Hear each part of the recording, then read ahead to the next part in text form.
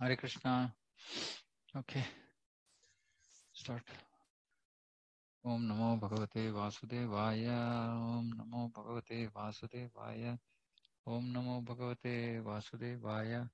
Om Agnanatimirandasya Gnananjanashalakaya Chakshurunmilitam Yena Tasmai Shri Gurave Namaha.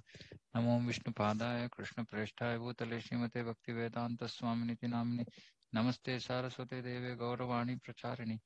Nirvishesha Shunyavadi Paschatya Deshatharini. Jai Shri Krishna Chaitanya Prabhu Nityananda Shri Advaita Gadadhara Shivasadi Gaura Bhaktavinda.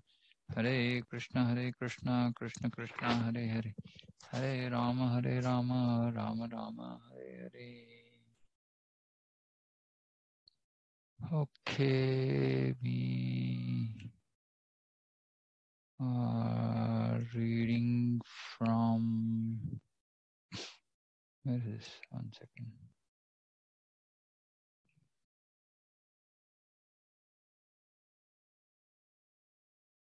Okay, 5.5.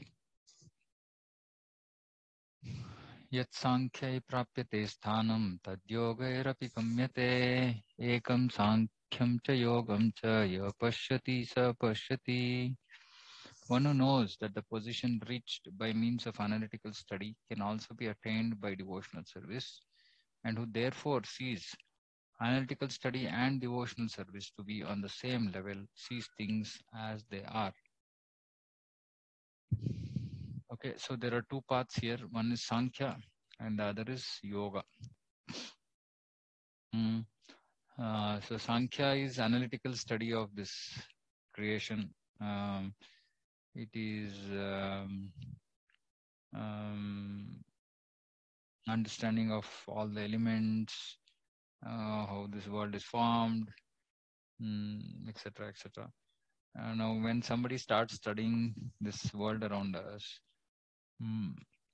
eventually he has to come to the position of, to understand the position of Krishna, because Krishna is the creator.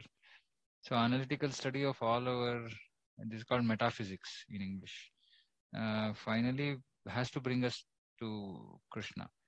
And same thing, devotional service also directly takes us to Krishna. So the analytical study is an indirect path, as in it takes more time than devotional service, which is direct path. But both of them bring one to the same level of understanding Krishna, and they can see things as they are, because they understand that everything comes from Krishna and this is temporary, this material world, we are part and parcel of Krishna. So we'll understand all that, irrespective of whether we follow the Sankhya path or the Bhakti path. But the Bhakti path is very straightforward and direct. Okay, so we'll read the purport. The real purpose of philosophical research is to find the ultimate goal of life. Since the ultimate goal of life is self-realization, there is no difference between the conclusions reached by the two processes. By Sankhya philosophical research, one comes to the conclusion that a living entity is not a part and parcel of the material world, but of the Supreme Spirit whole. Yeah, so that we are part and parcel of Krishna, we understand when we do analytical study of this world also. Consequently, the spirit soul has nothing to do with the material world. His actions must be in some relationship with the Supreme. Today, the spirit soul, I mean, all the jivas, mostly are doing things in connection with the material world and practically without any connection or relationship with Supreme, with Krishna. But our real position is that we should have nothing to do with this material world, but should be doing only things in connection with Krishna. When he acts in Krishna consciousness, he is actually in his constitutional position. In the first process, Sankhya, one has to become detached from matter. And in the devotional yoga process, one has to attach himself to work in Krishna consciousness. So Sankhya focus is on detaching from matter. In yoga, focus is on attaching to Krishna. But in the process of attaching to Krishna, we also become detached to this material world, in the sense that this is a place for enjoyment, that material things have to be possessed, etc., etc. We become detached from that, because we understand that this place is a place of suffering, and any amount of effort to try and get happiness here is not going to succeed. Actually, both processes are the same. Although superficially, one process appears to involve detachment and the other process appears to involve attachment. Detachment from matter and attachment to Krishna are one and the same. One sees things as they are. In the sense, what Prabhupada is saying is, when we become detached from matter, we have to, what will remain? What will remain is Krishna. If you get attached to Krishna anyway, there's nothing else that exists. So either way, both of them have to bring us to Krishna. In fact, Krishna subsequently says in Bhagavad Gita that all paths lead to me. Just that some will take lesser time, some will take more time. Some taking more time, there's no guarantee that they will come to Krishna. When they will come, we don't know. So devotional service is the direct path, easy path to reach Krishna. 5.6. Sannyaasastu mahabaho dukkam aptum mayogataha yoga yukto munir brahmana chirenadi gacchati. Merely renouncing all activities yet not engaging in devotional service, the Lord cannot make one happy. This is very, very important. But a thoughtful person engaged in devotional service can achieve the supreme without delay. Na chirena, without delay. So merely renouncing all activities. There are a lot of people, so-called sannyasis, who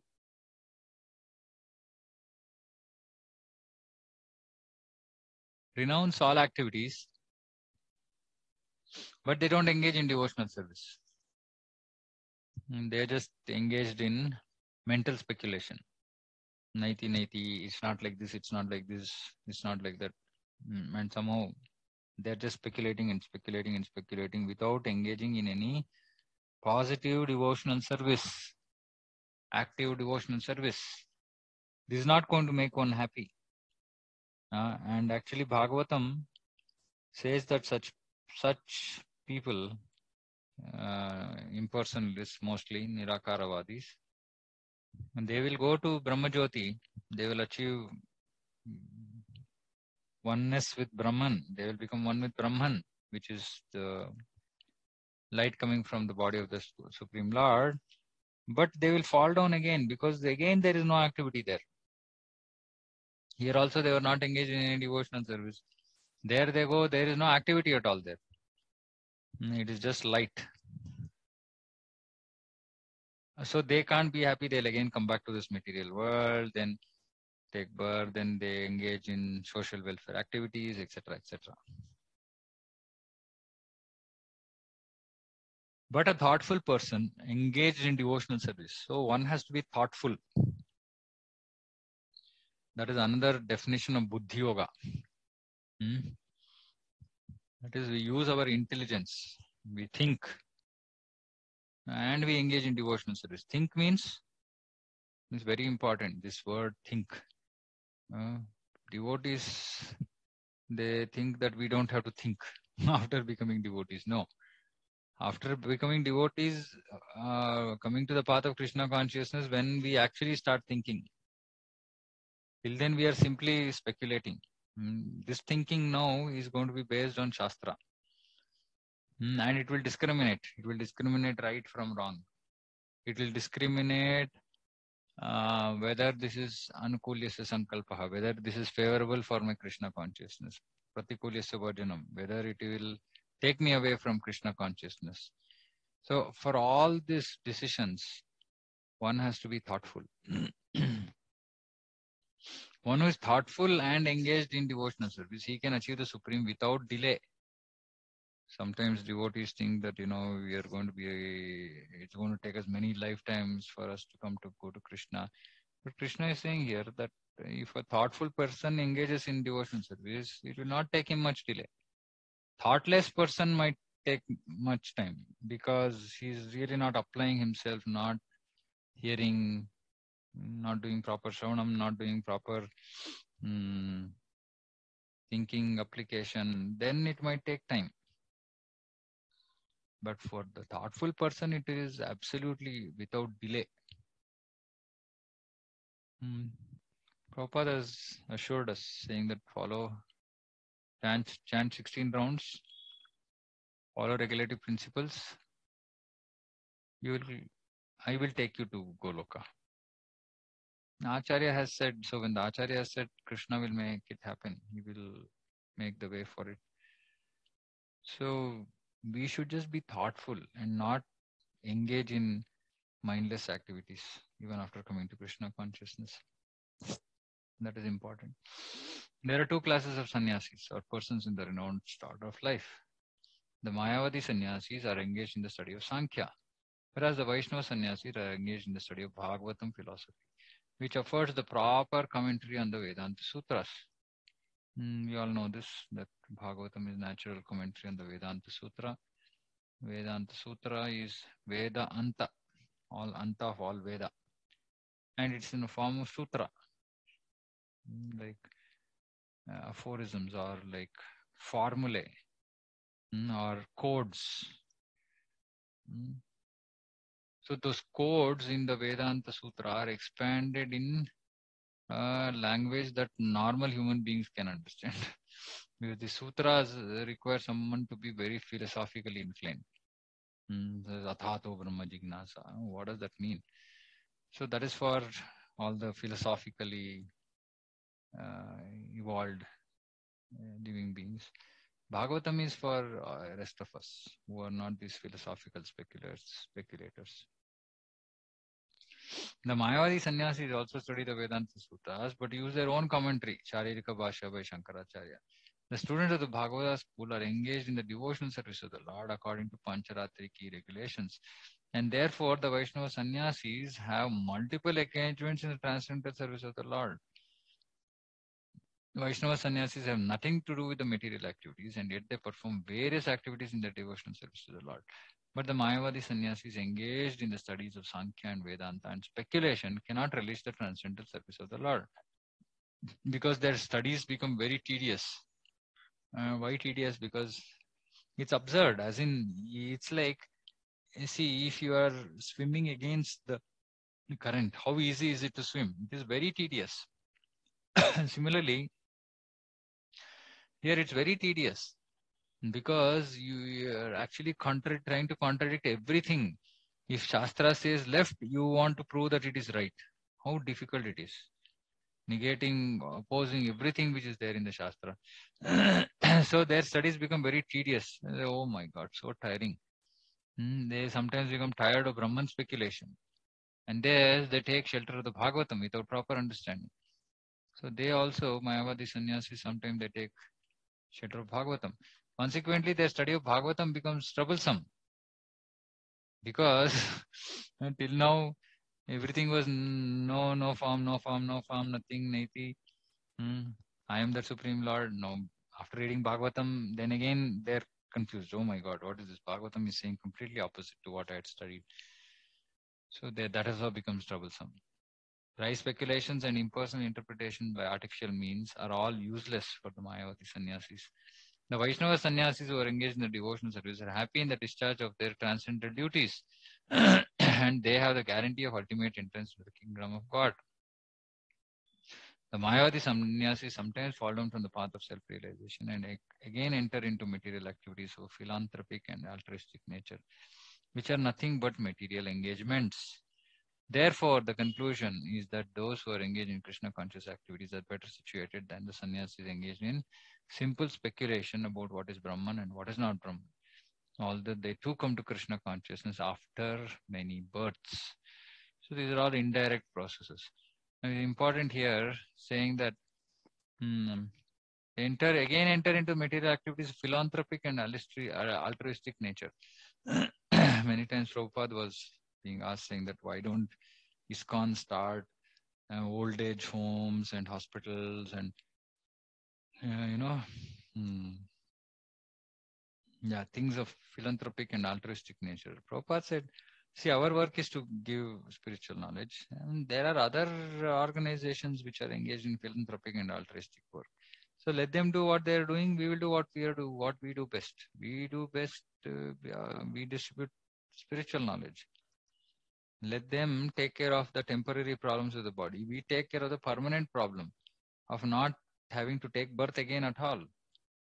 So both are required. It's not that one can exist without the other. I mean, people are having bodily problems, then how can they think about spiritual knowledge? They can't. So those things have to be taken care. Some hospital, doctors, etc. All that is required, but there are other people to do it.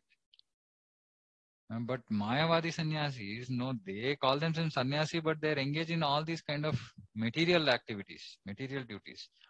So they can't develop any,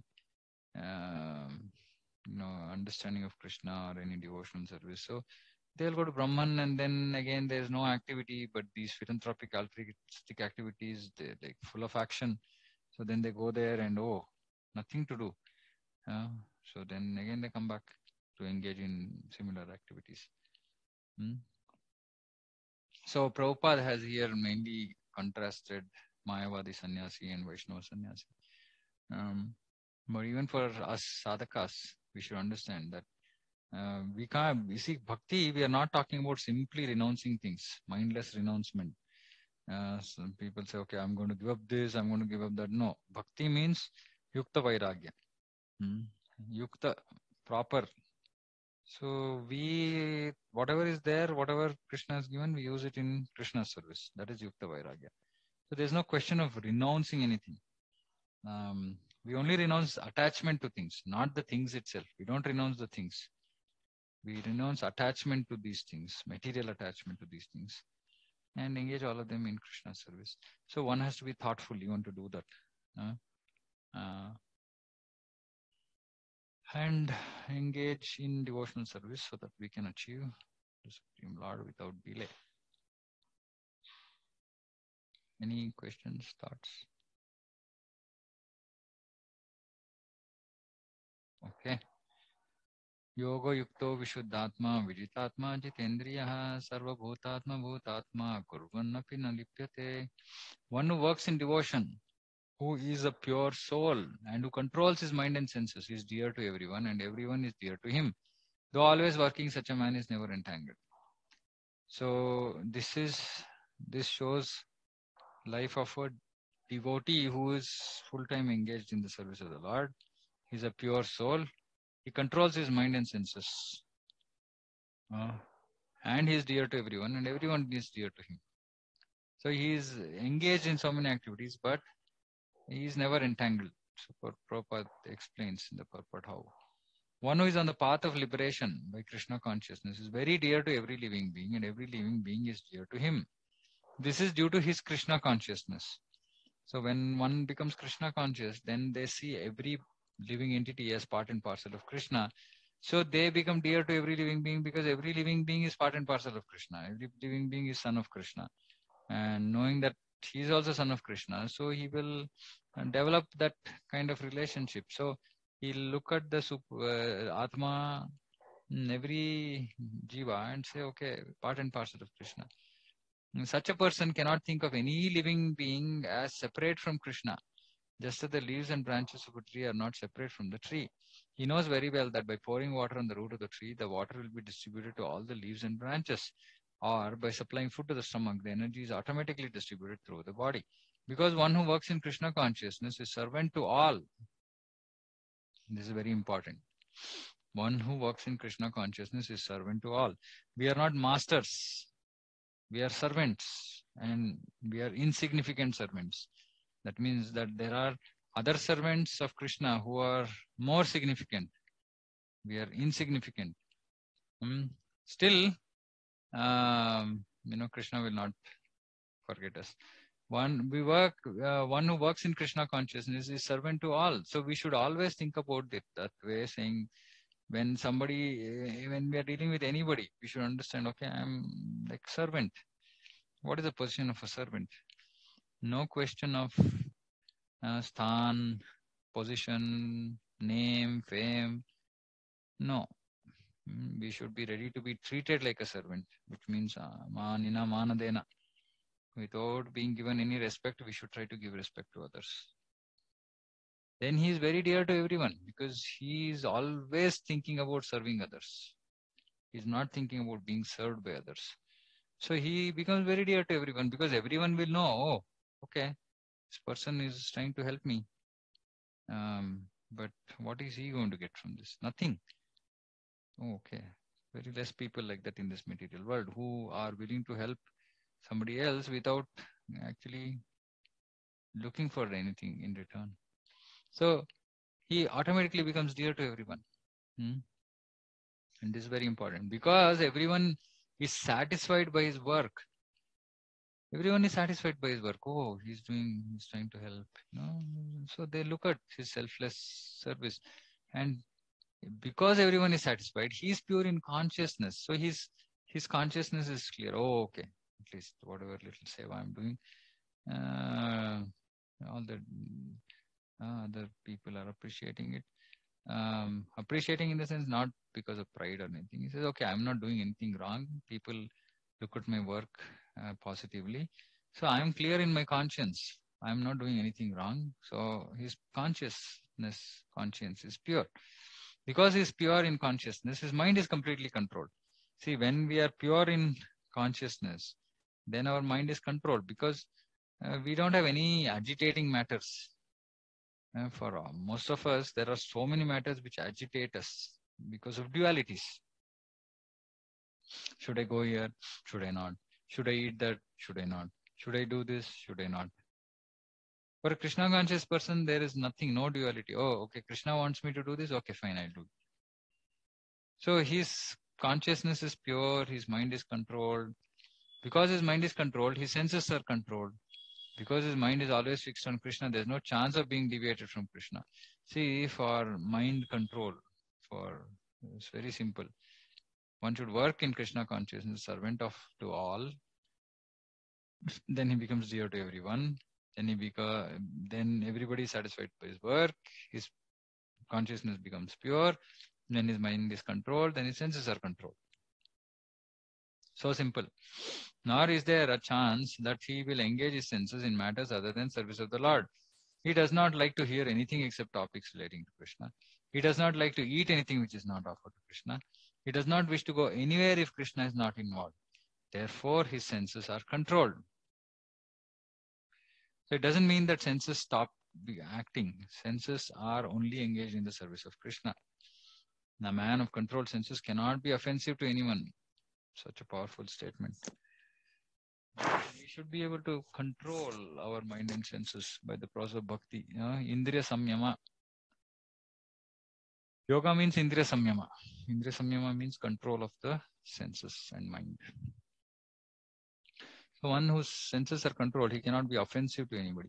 Which means basically, those who cannot control themselves, they can speak something harsh and upset others. But the one whose senses are controlled, he cannot offend anybody. One may ask, why then was Arjuna offensive in battle to others? Wasn't he in Krishna consciousness? Arjuna was only superficially offensive because all the assembled persons on the battlefield would continue to live individually as the soul cannot be slain. So spiritually, no one was killed on the battlefield of Kurukshetra. Only the dresses were changed by the order of Krishna, who was personally present. Of course, so this is the more important reason Prabhupada is saying that he was not offensive because he was simply following the order of Krishna, who was personally present there. Therefore, Arjuna, while fighting on the battlefield of Kurukshetra, was not fighting at all. He was simply carrying out the orders of Krishna in full Krishna consciousness. Such a person is never entangled in reactions of work. So even though he's killing, he's not entangled by that work because he's doing it because that is an order of Krishna. Anything that Krishna orders, whether in like, for example, a king used to order a murderer to be hanged, whatever. Right now, nobody can look at that and say, okay, king is sinful. He's ordering somebody to be killed. No, but he's actually following the rules of Manu Samhita and he is giving an opportunity for that person to get punished so that he doesn't have to go to hell and experience further suffering. So while just externally it might look like a bad thing or a wrong thing to do, there is no reaction, because actually it's intrinsically helpful to the jiva. Right? So we should understand that by seriously engaging in Krishna consciousness, we should also come to this stage of controlling the senses. So because of which everybody then will be happy with us, with our seva. Then we will also become dear to everyone. Everyone will become dear to us. And even though one might be engaged in all kinds of activities, whether like with view of people, it might be good or bad, it doesn't matter, and there's no reaction to work. As preachers, we should aim to achieve this. Works in devotion becomes dear to everyone, and everyone becomes dear to us, like this. So we should try and achieve that position. Okay. Any questions? Hare Krishna, Prabhu. Hare Krishna. So when a devotee is involved in a so-called immoral act as per instructions of Krishna or bona fide representative, then he will not be dear to others, right? No, so-called immoral activity means it can't be so immoral that it is affecting others, right? So see, it's superficial. We should understand this. Moral or immoral is superficial. Like, say, for example, right? Like now, our devotees are constructing temple. They might be bribing somebody. It's immoral, but doesn't matter, right? Like, but it's not blatantly wrong in the sense that it's doing harm to somebody. It's possibly immoral from the worldly view because, you're not supposed to bribe. Okay, which is good, but it's not the supreme dharma of not bribing, right? So like that, I mean, we are not talking about grossly sinful things. No, devotee, in the name of Krishna will never make a devotee do grossly sinful things. Krishna will always engage his devotees in dharma samsthapanartha. This dharma can be either material dharma, which also was misunderstood, like in the case of Arjuna, right? Or it can be spiritual dharma. It can be for establishing Sanatana dharma. For establishing Sanatana dharma, lower dharmas can be sacrificed. Like for saving the life of an innocent, one can lie, right? So there are different dharmas, right? Like so. Point is, Krishna will never make his devotee engage in something grossly sinful and hurting or affecting others. But it might externally look like, because of current social conditions, systems, practices, etc., etc. But yeah, irrespective of all that, right? The more important thing is that he is being dear to everyone. That means that he's doing whatever is right for everybody, and they understand that. So they will not get affected by that. Okay. So taking this example of lying, so if someone is very dharmic, right? So they may consider this lying as immoral, and they may not like the devotee. Yeah, but it depends on for what. If he is telling a lie for himself, then it is absolutely he's not on that platform. Yes. If he's lying for Krishna, now then people have to. So see, if a devotee is doing good for others and he's lying for something that everybody understands that, okay, this is for Krishna, then some explanation might have to be given. I mean, see, if people are not able to understand that higher dharma is to please Krishna, and of course, see, it also depends on whether this person is doing this on his own account and just simply using Krishna's name to make it bona fide. So many things are there, right? But if it is genuinely not wrong, then I guess people will also understand. Okay. Right? So it might not be very obvious. It might require some little bit of explaining, but it's not difficult to make people understand. Okay. Okay, 5.89. One Yeah. question I was reading that. So the previous verse, so it says, everyone is pleased with devotee. If so, at time to some envious people, how do we deal with them? We ignore, Envious in the sense? even though we practice our Krishna consciousness, and some people might be envious in our practices, and No, envious in terms of what? As in what are they envying us about? like our practices, like some people seeing our Krishna conscious activities, they might be envious of what we do. But why would they be envious? Because they don't think that Krishna consciousness is of value at all, right? Only devotees can understand that Krishna consciousness is of value. Other people who look at us might say, okay, these guys are wasting their time. So I didn't understand. Why would But they some, be for example, if you are like, no, I'm just seeing too good to people and to helping others, if they are envious. Okay, that way. Okay, yeah, okay, that's a good point. Okay, so how do Prabhupada used to say that, saying that people who are envious of our success, actually they put obstacles. We should go on sincerely trying to serve. That's all. Krishna will protect us. Krishna will show the path. I mean, obviously, we don't go and try to defend ourselves or fight the envious persons. Generally, right? Prabhupada also, like, yeah, if somebody is doing something, not like, for example, this Bombay temple site, so many issues. Prabhupada fought it, like, legally, right? Or whatever had to be done. In the sense that it's not like we will sit quiet, but at the same time, we are not necessarily fighting any one person, right? We are, in general, fighting a system or a way of thinking, and we depend on Krishna and do whatever we think is right in the situation, or take senior guidance from senior devotees. Yeah, if it is that we are being selfish in that sense, or we are running behind La Puja Pratishta, then yeah, we might ourselves be wrong in what we are doing. Then if somebody is feeling envious, then we might feel envious towards them, and it might become more of a personal thingy. But if it is like, somebody is sincerely doing preaching, and suddenly because of preaching, a lot of devotees are coming, then somebody else is being envious, then if they are not creating any harm, then we anyway ignore them.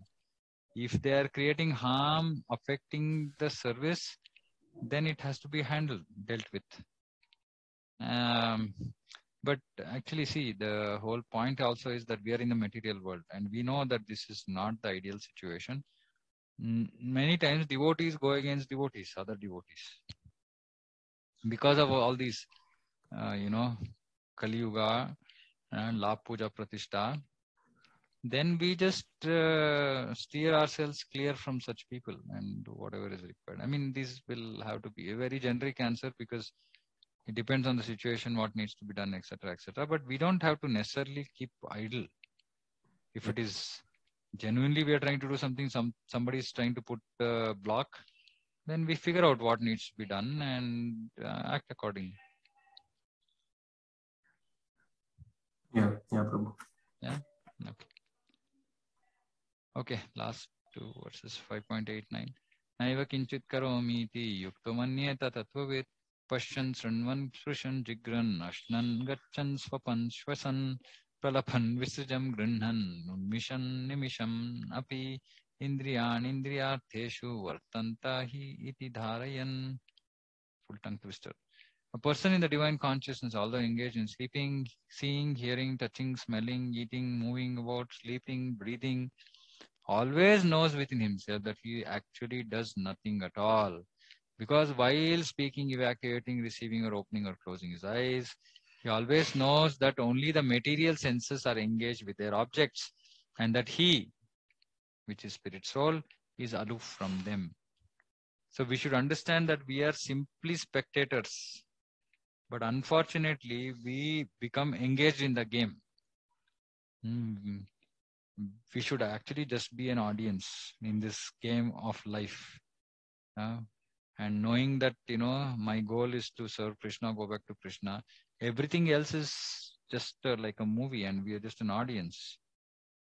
Right? But that is how person in divine consciousness, he behaves. He's aloof from all these material activities involving his senses because he just knows that it is just the senses which are engaged with their objects. Now, what does this mean? Which means that any kind of material engagement is a result of our past karma. Because we've done some activity, good or bad, in the past, and then we are experiencing the results of that, good or bad. And how do we experience the results, good or bad? Through the senses. So then senses, including the mind, get engaged in different kinds of activities. And the divine consciousness sees all this and says, okay, all this engagement is because of whatever I've done in the past. I don't want to get engaged in them. I don't want to entangle myself further. Let me engage myself in the service of Krishna. And so he doesn't get entangled. He remains aloof from them. Person in Krishna consciousness is pure in his existence, and consequently he has nothing to do with any work which depends on the 5 immediate and remote causes. Okay, this also we'll learn later, but there are 5 causes. And the doer, the work, situation, endeavor, and fortune. Fortune or time or super soul, this is the superior power. Then there is the person who is doing the work itself, the situation in which he is doing, and the effort itself that he or she is putting. But more importantly, it is the super soul, or what people generally call as fortune, which is the remote cause and which is the most important. And this is because he is engaged in the loving transcendental service of Krishna. Although he appears to be acting with his body and senses, he is always conscious of his actual position, which is spiritual engagement. In material consciousness, the senses are engaged in sense gratification, but in Krishna consciousness, the senses are engaged in the satisfaction of Krishna senses. Therefore, Krishna conscious person is always free, even though he appears to be engaged in affairs of the senses. Affairs of the senses meaning going, buying stuff from the market, cooking, etc., etc. All of these are affairs of the senses. But he is not engaged in the affairs of the senses. He's just doing all of that for the pleasure of Krishna. Activities such as seeing and hearing are actions of senses meant for receiving knowledge, whereas moving, speaking, evacuating, etc. So this is karmendriya and this is gnanendriya. A Krishna conscious person is never affected by the action of senses. He cannot perform any act except in the service of the Lord because he knows that he is the eternal servant of the Lord. So this is the perfect stage. See, when Prabhupada says Krishna conscious person, it is Krishna conscious, perfectly Krishna conscious person. And we have not reached that stage yet. So we might look at this and say, oh, okay, I'm a Krishna conscious person, but I'm not doing this. Yeah, because we have not reached the perfect stage. When we reach the perfect stage, we will behave like this, like what Prabhupada is saying here. So the whole highlight here is that his focus completely is in serving the Lord. Everything else he does is just incidental because there's a body and the body has to act. For example, take bath, eat, evacuate, see, etc., etc. But he's not engaged in that. He knows, okay, this body is doing because it ought to do. These are some mandatory functions of the body. So he doesn't get too engaged.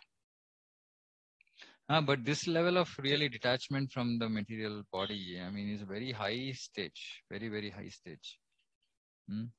So that is called Brahmabhuta. Brahmabhuta Prasannatma na sochati na kangshati. So when one reaches the stage when he doesn't desire anything nor is affected by anything material, then he's reached the Brahmabhuta platform, which is otherwise also called liberation. So once when we reach there, only then our bhakti really starts. Okay. Till then, we are practicing to get to that stage. That's all. And that path is common for all yogas. whether somebody does karma yoga, gnana yoga, dhyana yoga, everybody has to come to this Brahmabhuta stage.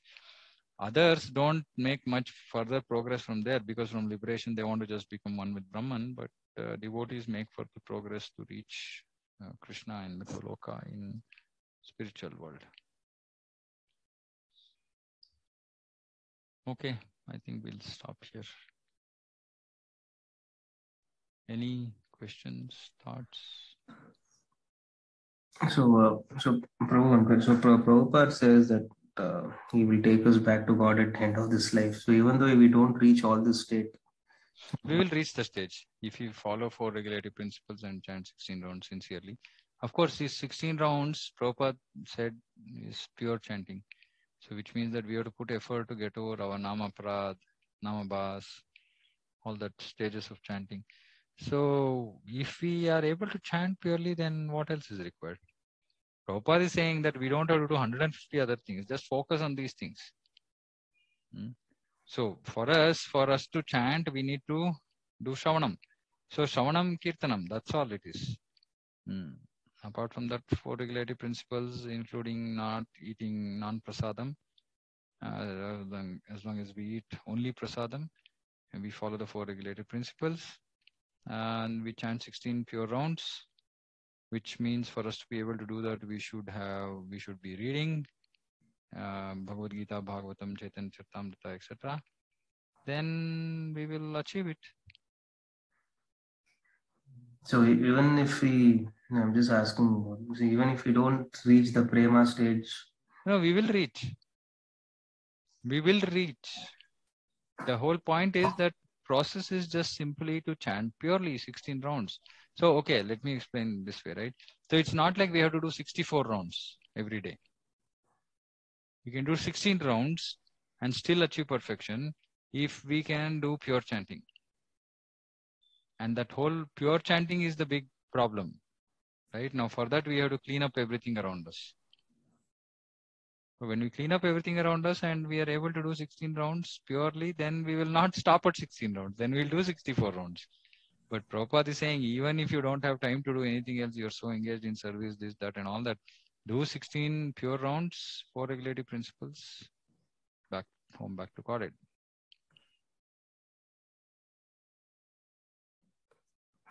okay. Okay. Anything else? Any other questions, thoughts?